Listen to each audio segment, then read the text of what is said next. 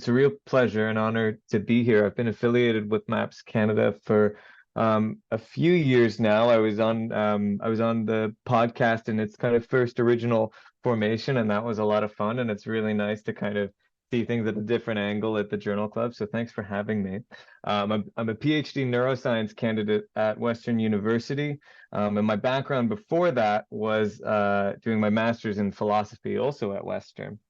But the thread that ran through my philosophy masters and my neuroscience work is that I'm interested in consciousness. I'm interested in studying the mind, and I think that psychedelics are interesting tools at getting at that. And so, for the presentation today, I want to talk about an online study that I'm currently running, which is looking at how psilocybin influences our perception of visual illusions. And I hope I can kind of impress upon you why that's an interesting thing to look at and what that can tell us about consciousness. I'm sure many of you know that psilocybin is the active ingredient in so-called magic mushrooms.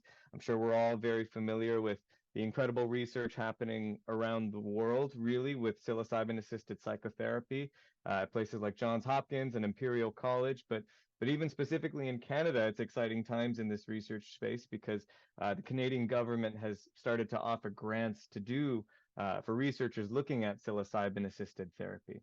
Now, as I said, I'm interested in consciousness and the mind, and my neuroscience research is very much focused on this idea of what can altered states of consciousness tell us about the nature of consciousness. And the idea here is that I think we can use psychedelics as pharmacological tools. And by that, I mean, when we take certain drugs or certain psychedelics, they change our experience in reliable ways, in very specific ways. And we can look in the brain using brain imaging, for instance, and we can see what are the changes in experience connected to in terms of the changes in the brain. And that can tell us about how the brain mediates or controls our conscious experience. So in this way, psychedelics and altered states are a window into consciousness and how consciousness is managed in the brain. By looking at the reliable ways experience changes, we understand more how experience regularly is. And in terms of kind of broader consciousness philosophy and consciousness research, psychedelics have an interesting role to play. It's been proposed that the psychedelic state can be considered a higher state, a higher state or an elevated level of consciousness. What's really interesting is that it's not quite clear what that means, what a higher state of consciousness would be, or what a lower state of consciousness would be. And so a couple of years ago, when I was talking about this with my supervisor, we were discussing, what could it mean for a state of consciousness to be higher, higher than our normal everyday waking consciousness? And so we started to run with this idea that a higher state, any higher state of consciousness, should offer some sort of performance advantage. And so we tried to think about ways, where could we find a way in which a psychedelic could offer a performance advantage? And I identified visual illusions as being a potential area where we might find this. Now, before I get into the illusions themselves, I think it's helpful to understand a bit how vision works. And so at any given moment, our visual system is getting information from the outside world. Photons hit our retina, there are electrochemical reactions, and our visual system puts together things like shape, texture, and motion to create the objects that we see in our environment and the scenes that we experience. At the same time, we have what are called top-down processes.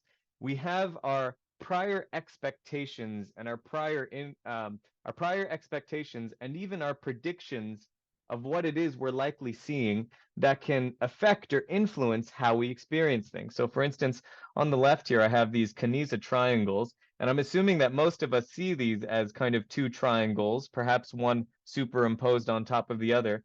But objectively, all we have is this kind of these Pac-Man figures and the vertices of another triangle. There actually is no triangle there, and yet we experience it as such.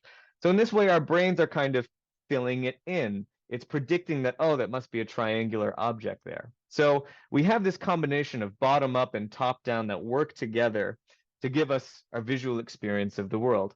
It's been proposed that we can think of the visual system as a hypothesis generator or a predicting machine, where we get these bottom-up inputs, and then we use our prior knowledge, our perceptual knowledge, and those things combined give us our experience of the world. In this case, this individual sees that it's a cup that they're looking at. Now, there are cases in which our top-down expectations can actually lead us to an inaccurate view of the world. So here's a really famous illusion, the hollow mask illusion. I want you to consider when you look at this face, this mask, whether the mask is facing towards you or whether it's hollow, facing away from you. And just pay attention to it. Now it's going to slowly turn. Okay, so it was actually hollow, and now it's convex, and maybe now that you know it was hollow, perhaps you'll be able to experience it as such. If you're anything like me, in both orientations, you will see the mask as sticking out, even though one of those sides is definitely hollow. So a common explanation for this illusion is that we have this evolutionary prior, that anything with two eyes, a nose, and a mouth sticks out. All of your ancestors and presumably every face that you've ever seen in your lifetime has always been sticking out. It's so unlikely that a face can be hollow that we actually just can't perceive it as such. We are fated to seeing it as convex no matter what way we show it.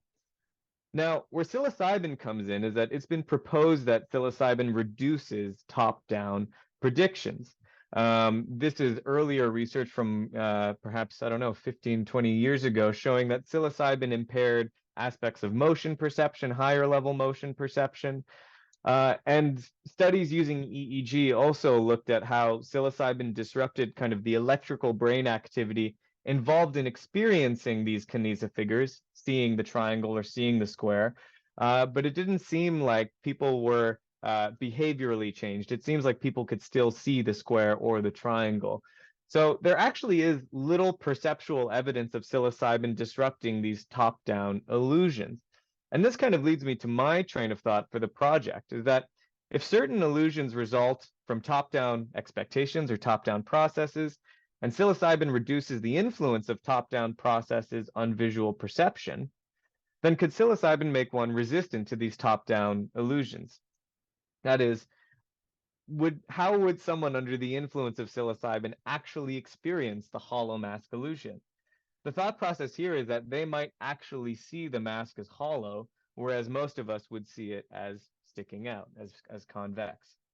And this is also to kind of motivate the use of visual illusions as valuable tools in research as well, because visual illusions show us the shortcuts that our brain makes to understand our environment. Our visual system evolved to give us rapid, immediate information so that we could behave accordingly, behave adaptively, so that we could meet the demands of our environment. And visual illusions show us those shortcuts.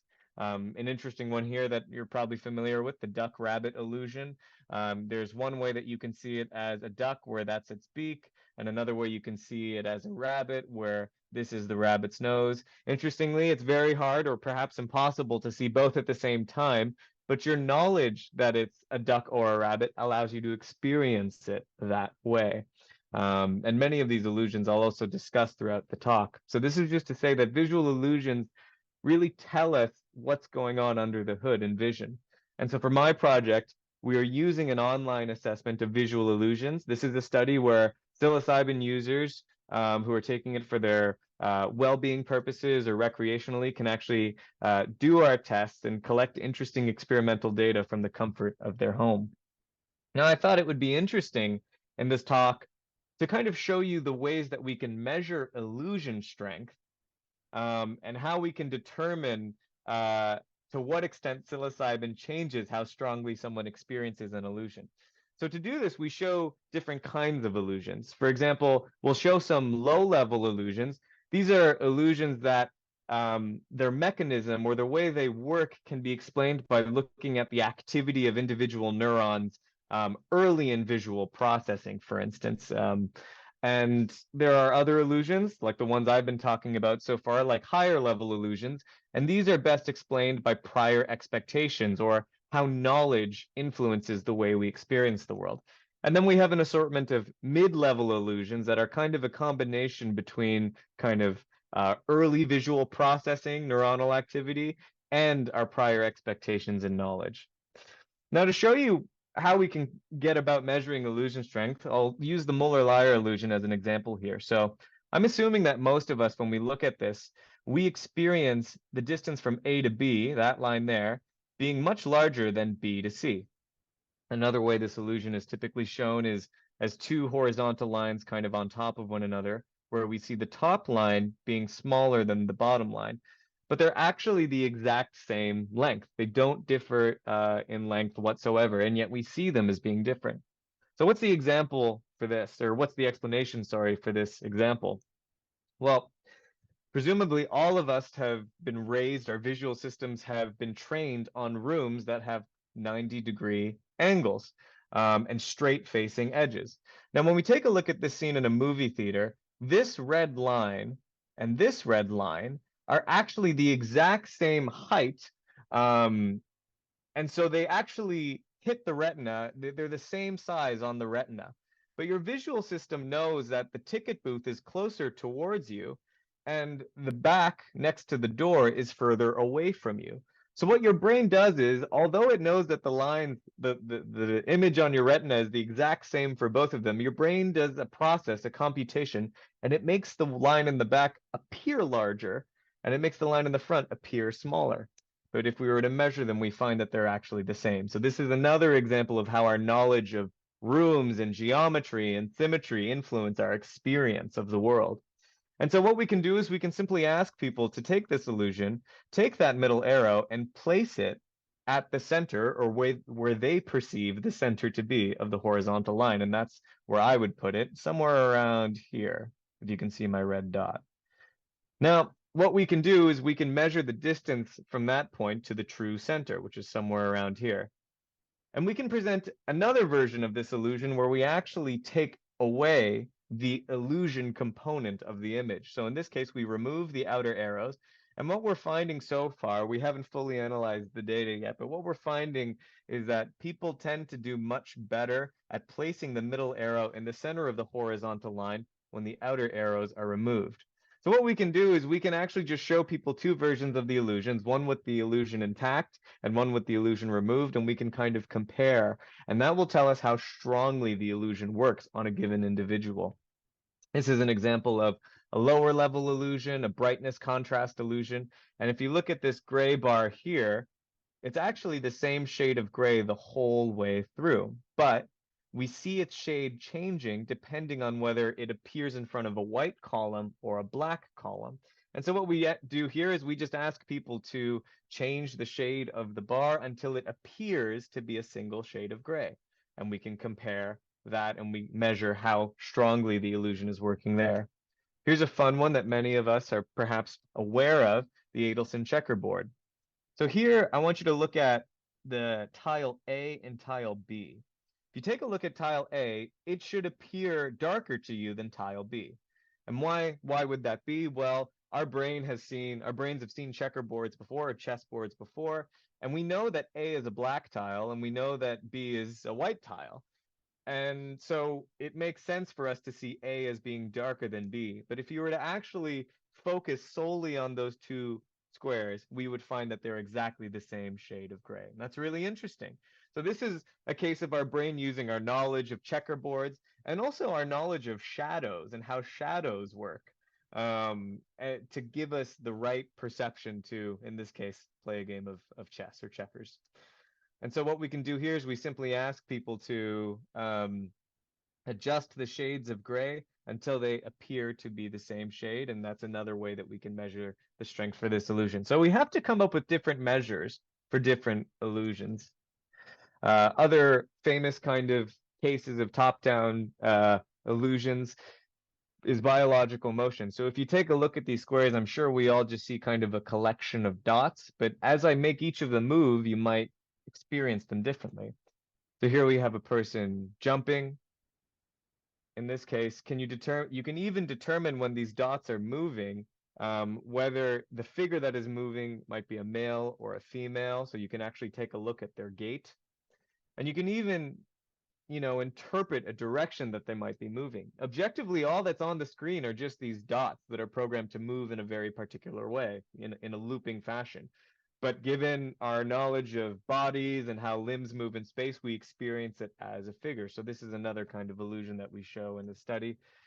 And then something like the hollow mask, how do we get at measuring illusion strength here? Well, if you take a look at this video, I want you to pay attention to the way that the nose rotates. I want you to pay attention to whether the nose is moving to the left or to the right. So here it's kind of moving to the right, and here it's moving to the left, and here it's moving to the right. Now, I'm assuming none of us are on psilocybin at this moment. So you probably are all experiencing it as moving from right to left and right to left. But the idea here is that if you're not experiencing uh, the illusion, then you actually won't experience the shifts in direction of the nose.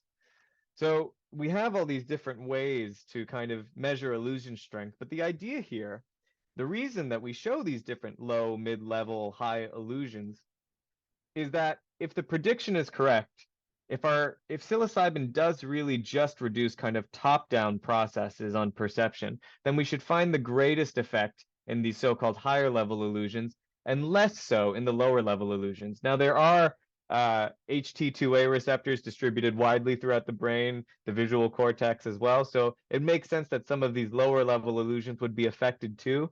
But the idea is that the illusion component of the image will be greatly affected in the higher level cases. Now, to give you a sense of the kind of eligibility criteria the participants we're looking for generally healthy volunteers who have prior experience with psilocybin. That's defined as having taken 0.5 grams or more at some point in your lifetime, and people who are already taking psilocybin as part of their lifestyle for recreational or well-being purposes.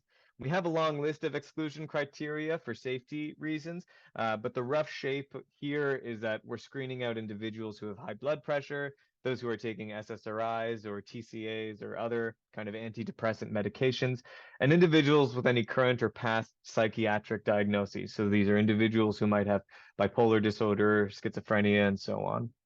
Now, to give you a sense of what the actual study looks like, individuals who are successfully enrolled, will have 2 days of testing. And the first day of testing might be done off the drug, sober, and the second day of testing, separated by 2 weeks apart, would be under the influence of psilocybin. And sometimes half of the individuals that enroll will test on their first day on psilocybin, and then their second day will be off the drug. And so it's counterbalanced in that way. But in this case, for the example of this presentation, this individual will be doing it sober off the drug on the first day. So they get a demographics questionnaire. We give them the visual illusion test battery where they go through the suite of illusions. And we're actually also collecting cognitive data. So we use the Kreos cognitive battery. These are essentially computer games that can be played on a laptop or a desktop.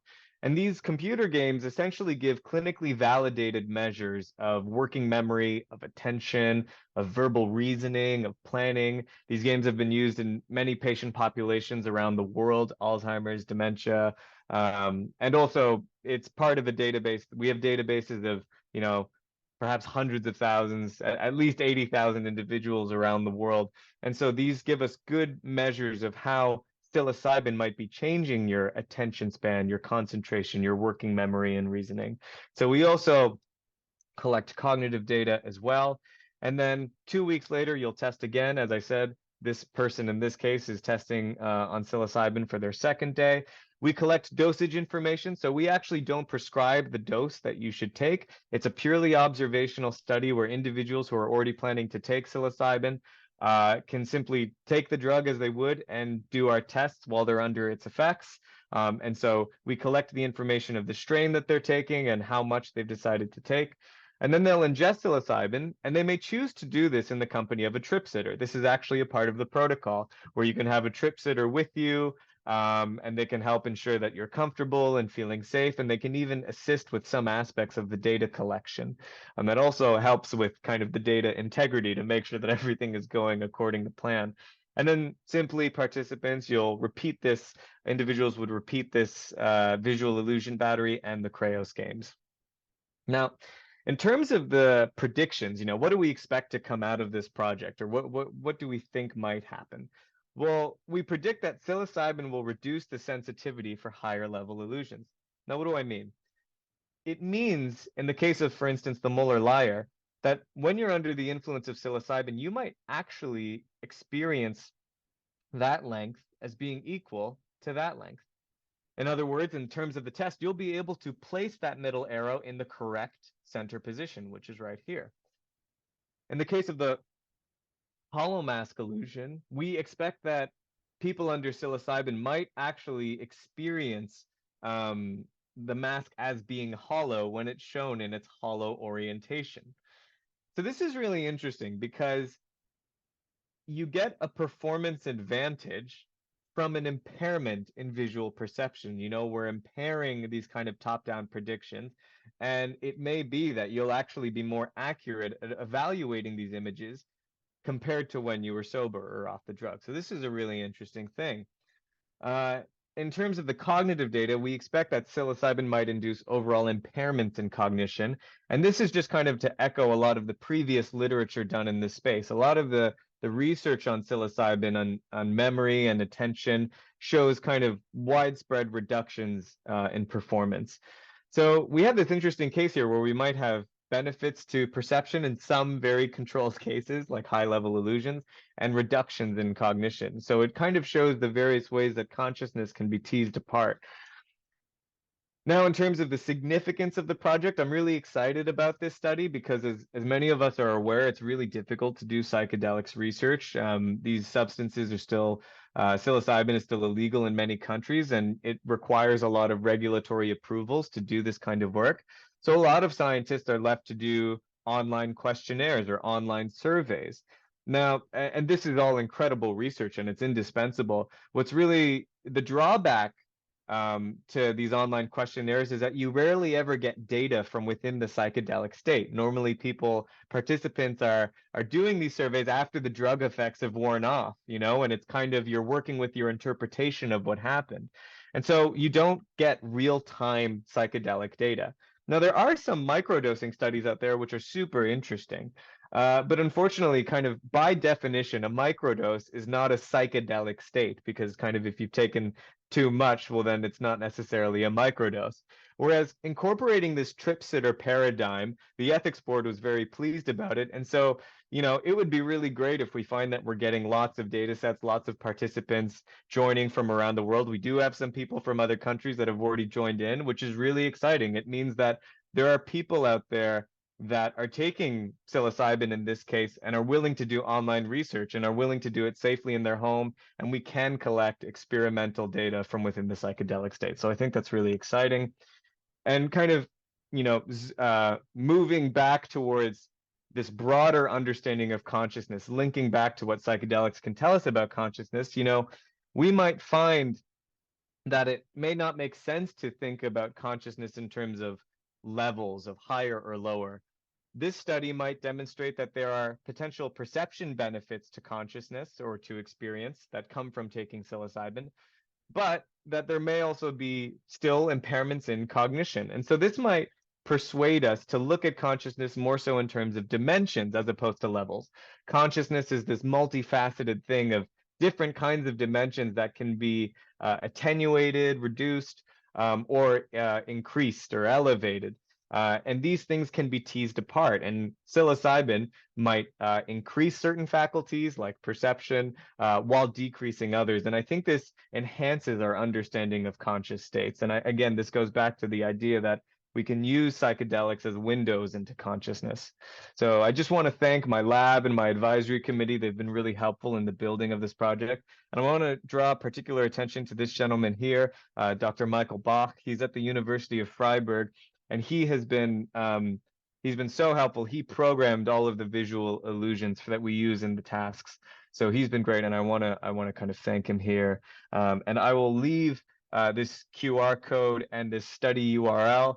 This can perhaps I'll even put that URL in the chat there. And this will link you to our study website where you can look at the letter of information and see if this is something that you may want to participate in or you may want to share with friends and family who are also potentially eligible. So I thank you all for your attention, and I hope this was interesting.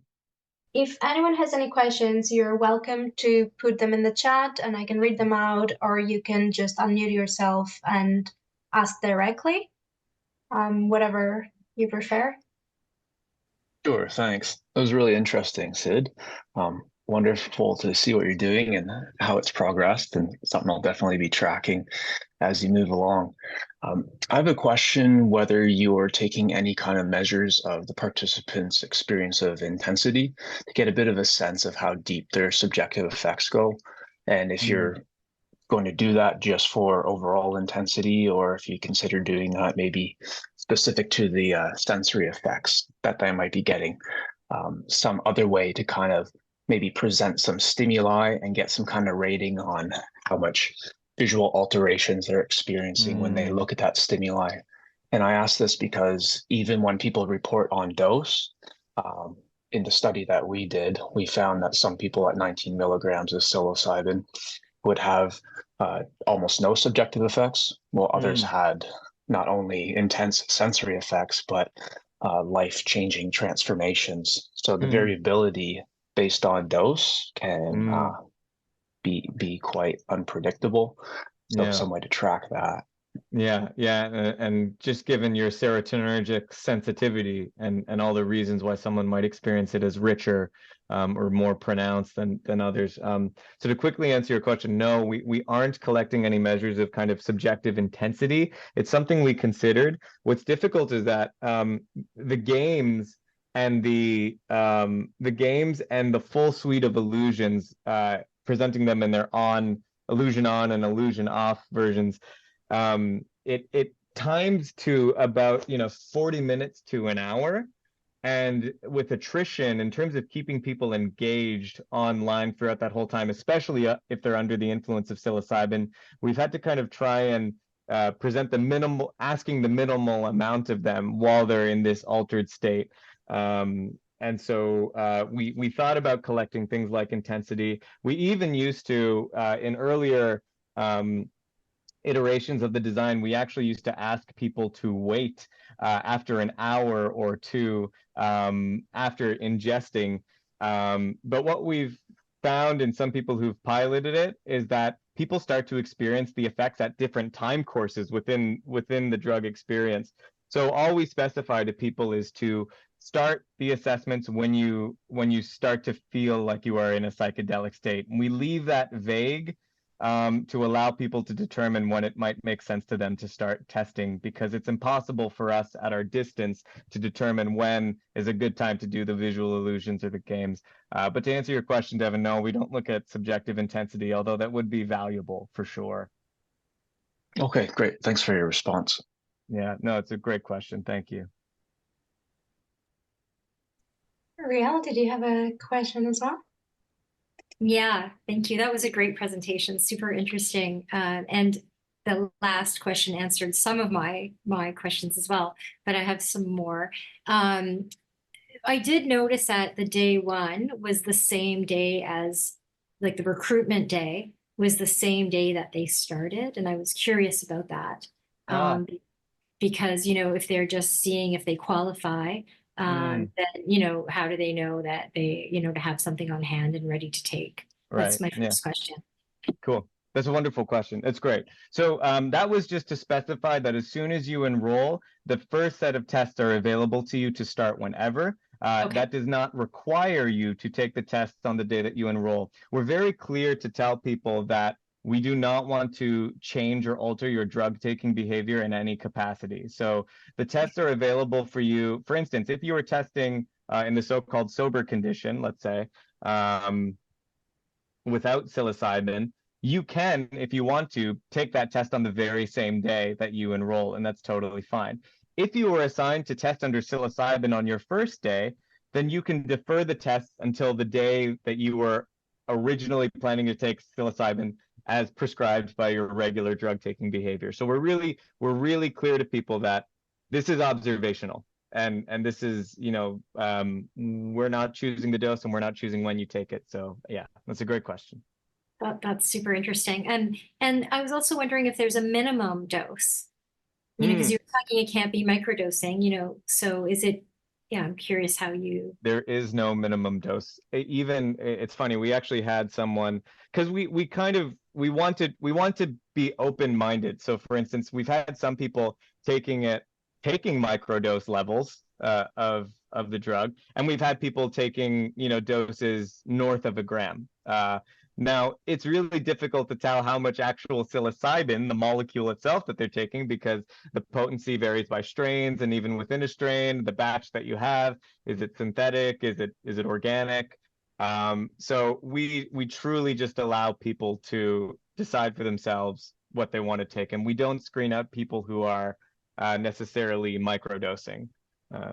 So Because even that might be interesting as well. Sorry. That's right. So they would report to you how much they took and of what, like, and in the form. And do you ask them when they took it as well? Like how long ago? Yes, yeah, we do. It's great. It's great. It's rare that I actually have decent responses to these questions. We do we ask them to indicate the time, how much time has elapsed since they ingested when they start to take the test.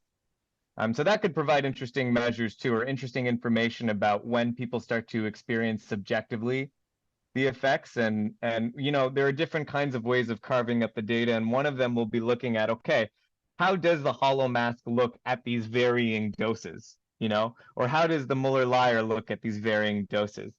It would be great if we could do these kinds of analyses, but it really requires us to get large numbers of people coming in. So it's still early days, and we'll see what that looks like. Thank you.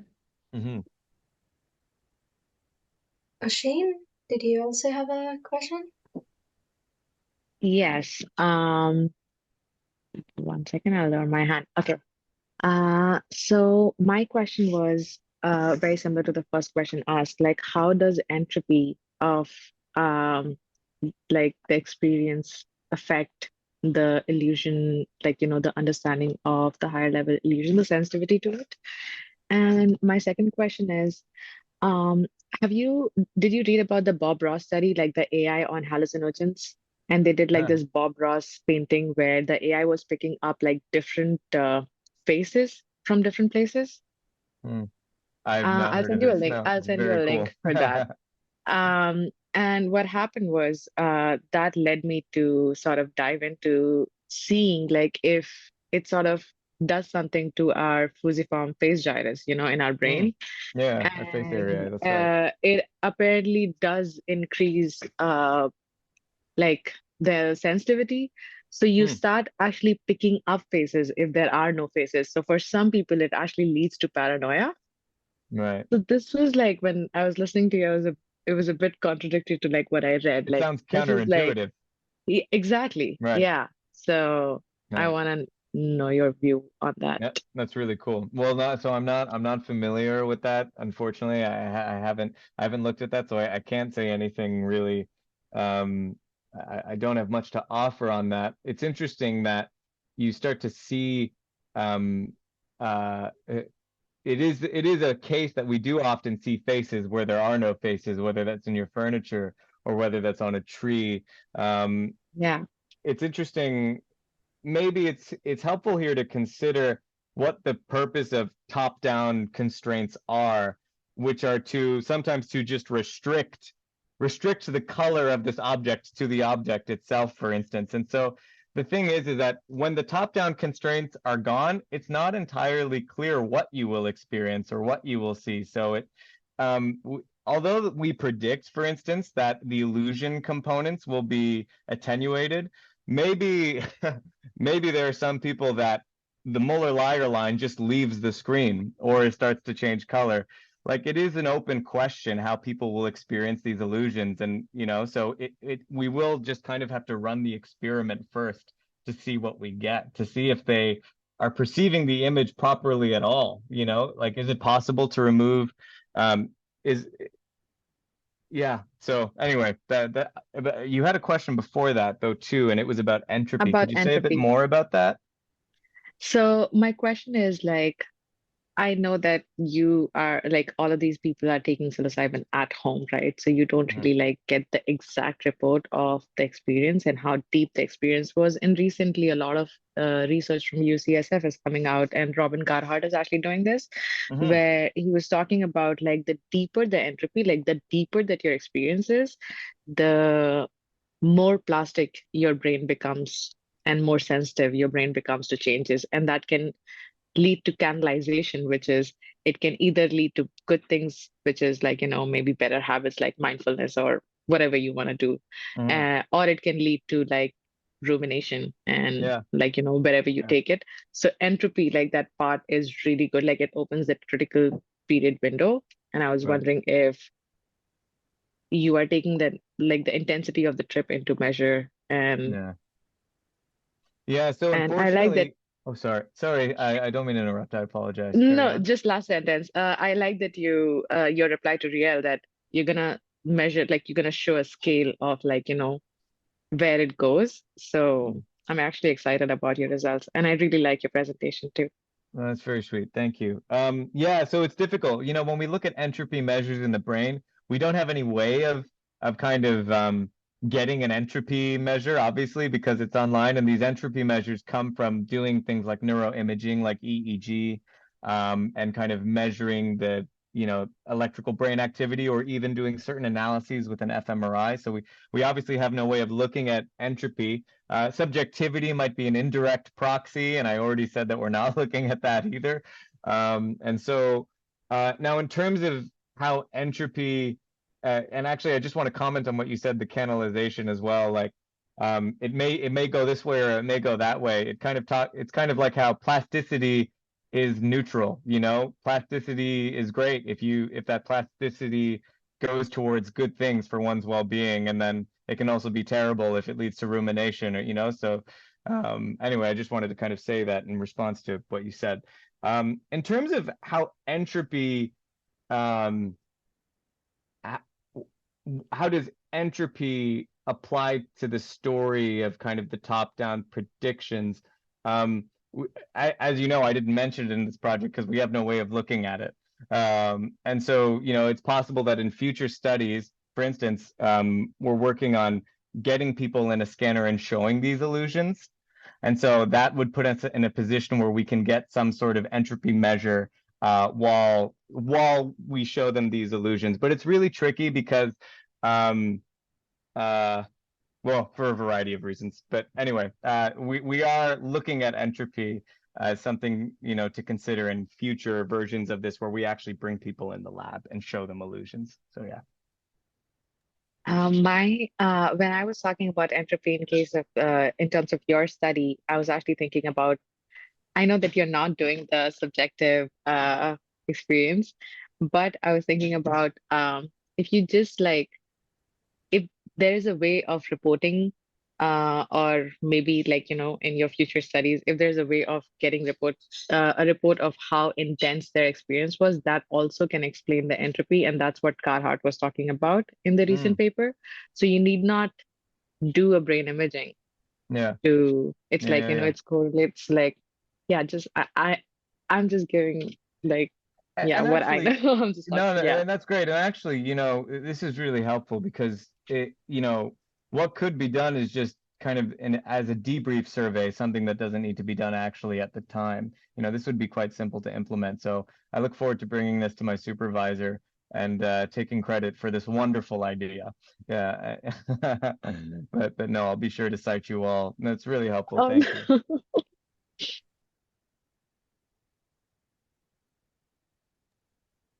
I see some questions in the chat as well from Victoria. Can you speak more to what the trip sitting process looks like? Are you providing the trip sitters, or are you giving Mm. tips to others who are open to taking this role? Well, perhaps, so it's a great question. Yeah, we allow individuals, it's up to the participant themselves who will be doing the test to determine whether they want to have a trip sitter at all. If they do, we actually have a separate letter of information and consent for the trip sitter that the participant sends to them. So the trip sitter ends up becoming formally involved in the study. They don't have to necessarily do data collection. They don't have to, so we're not collecting any data from them on how they see illusions. But for some of the tasks, they can actually help with the data collection. For instance, if you're having a hard time typing, or if you don't want to type, your trip sitter can type in a response for you, kind of thing. They can assist in that way. In terms of who the sitters are, we recommend trusted friends and or family, just people that you know, and we totally allow you. We give a rough framework on how to determine if someone is a good trip sitter, and we do provide materials for the trip sitter. It's recommended that they have experience with altered states themselves, although this is not necessary. There are a variety of resources and materials to draw on in the case of a so-called bad trip, and so we try and equip whoever the trip sitter might be with materials to be in that space comfortably and safely and healthily, and but it is really, a lot of it is up to the participant and who they want in the room with them. A lot of thought went into the trip sitter component of this, and I think incorporating the trip sitter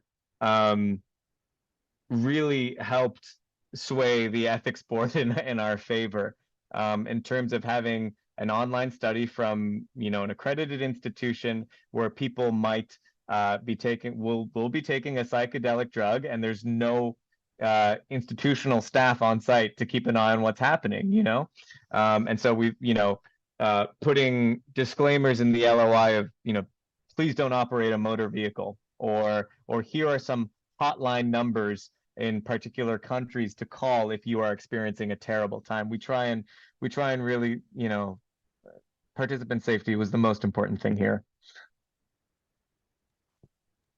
Thank you. There's also another question in the chat. How long do you plan to leave the study open for? Right now we have it slated to be open for about 2 years. I think it's been open for maybe 6 months or so, maybe 6 to 8 months or so. But again, it is also it's conceivable that we would leave it open longer, and we would request to have it open longer, because online research is hard enough as it is in terms of getting recruitment, because often with online research a study might seem exciting, but then you have high dropout rates. It's even more difficult, when if you are taking, psilocybin for recreational purposes, although it seems like a great thing when you signed up for it, maybe when the day comes, you're like, I don't really want to do an online test. I think I just want to have a great time, or I just want to focus on myself. And that's totally legitimate. You know what I mean? So it's conceivable that to get more full data sets, we might have to leave this open for a while. But I do think it's it would be valuable either way. So yeah. So Pat, if you send us the information, Maps Canada can share it on our social media channels as well. That'd be great. Yeah, I'd love that. Thank you. I see another hand from Oshin. Just a quick question. Do you prescribe or suggest barbiturates as like a trip killer for a sitter or something like that? No, because again, that's an interesting question. It's a great question. We don't suggest anything drug related, because that was another ethics thing of not affecting people's drug taking behavior whatsoever. We trust that if you are enrolled in this study, you have a relationship with psilocybin, you have an understanding of how it works with you and your physiology, and we leave it to you to determine what is an appropriate amount and whether taking the test is appropriate for you at all. And so we don't, although we, for instance, we offer materials and resources that you can draw on, we suggest nothing, if that makes sense. We offer it for you to have, but we suggest nothing.